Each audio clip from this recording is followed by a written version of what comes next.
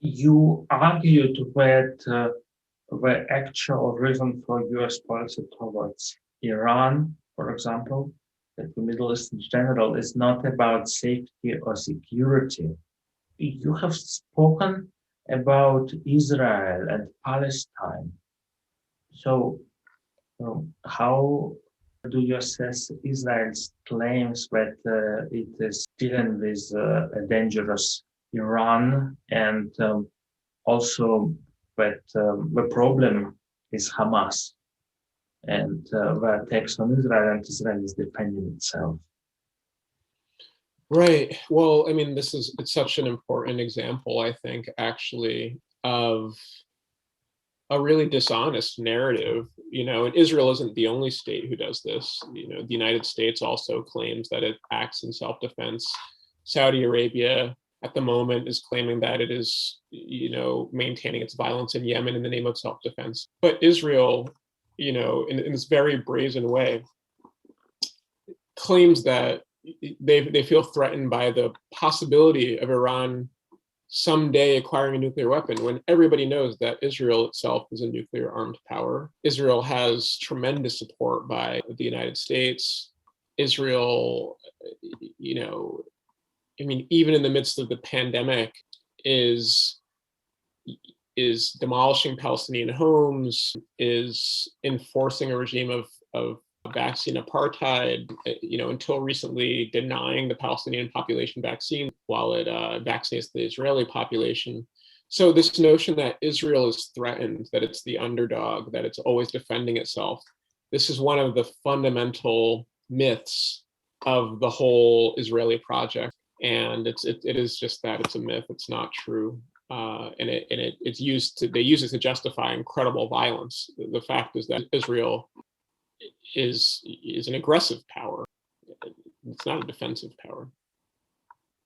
If you could dictate Israel policy, if you were Israel, how would you respond when there are rockets being fired or when Hamas is elected to office? Yeah.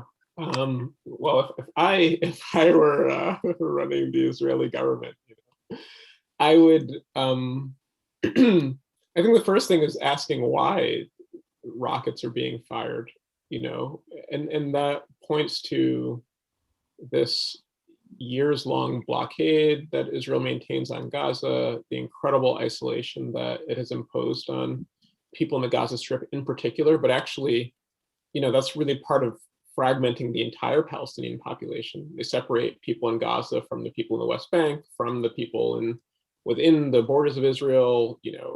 The Palestinians in Jerusalem are isolated in a particular way. So all of that would have to be transformed. It would be immediately, I think if I was the, Israeli prime minister, day one would be like lift the blockade of Gaza. It would be release all of the imprisoned Palestinians that Israel has. It would be provide for or allow for Palestinians to move freely throughout the land, throughout Palestine.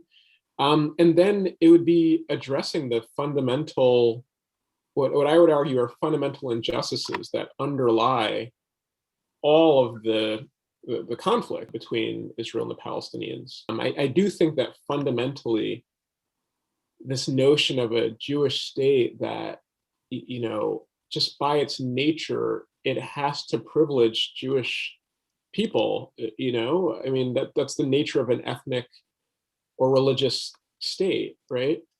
I can't see peace emerging from that situation, so I do think that the fundamental project really has to be challenged, but there's any number of, in the immediate term, any number of things that could be done that I think would, if Israel lifted the blockade of Gaza, and allowed, people in Gaza don't have access to electricity, clean water, Palestinians don't have access to school or work. Just lifting these restrictions would be transformative. It would open a new chapter actually in historic Palestine. What it's called Israel, it's called Palestine. Thank you very much for this interview, Mr. Petersen-Smith. I wish you best for your work. Thank you. Yeah, it's a pleasure talking to you.